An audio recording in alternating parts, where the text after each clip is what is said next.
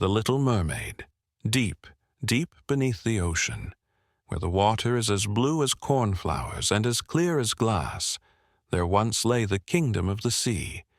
Here ruled the Sea King, with his wise old mother and his 5 daughters. The youngest of them was the Little Mermaid, and she was different from her sisters. Her skin was as delicate as a seashell, her eyes as blue as the deepest sea, and instead of legs, she had a shimmering fishtail that sparkled like pearls. The Little Mermaid adored collecting stories about the human world. She often swam to the surface, carefully resting her head on the shore to watch ships, laughing children, and fluttering birds. Her grandmother had told her that mermaids could live for 300 years, while humans had short lives. But humans had an immortal soul that rose to heaven after death, something mermaids envied deeply. Oh, how I wish I could dance and laugh like them, the Little Mermaid sighed. One night, as a grand ship sailed over the waves, she swam closer. On board, a young prince was celebrating his birthday. His eyes sparkled like stars, and his laughter was so warm it made her heart leap. But suddenly, a storm raged. The ship shattered, and the prince sank into the water. The Little Mermaid rescued him, pulling him to shore and singing softly until he breathed again.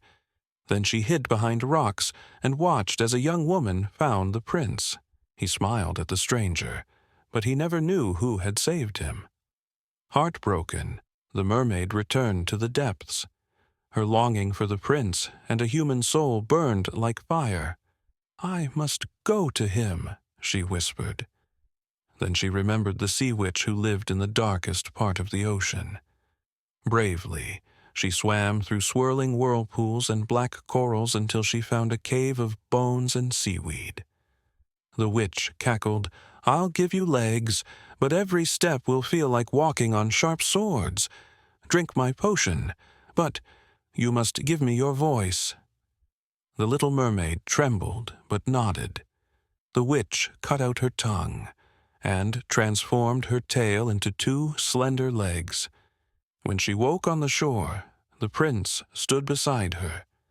He marveled at her beauty, but grew puzzled when she couldn't speak. He took her to his castle, where she danced in silken dresses, though every step brought pain. The prince called her his silent foundling and shared all his secrets, but his heart belonged to the woman he believed had saved him on the beach. One day, the prince traveled to a neighboring kingdom to marry his rescuer. The Little Mermaid's heart shattered. The bride was the very woman from the shore. On the wedding night, the mermaid wept by the sea. Suddenly, her sisters emerged, their hair cut short. "We traded our hair to the witch. Here's a dagger. If you kill the prince, your tail will return," they whispered. The Little Mermaid crept into the prince's chamber as he slept. His face looked so peaceful.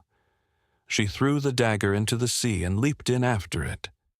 Her body dissolved into foam, but instead of dying, she floated upward, light as air. Around her danced glowing beings. "You sacrificed for love," they said. "We are daughters of the air. Do good deeds for 300 years, and you'll earn a soul." For the first time in ages, the Little Mermaid smiled. She blew an invisible farewell kiss to the prince's forehead and soared toward the dawn.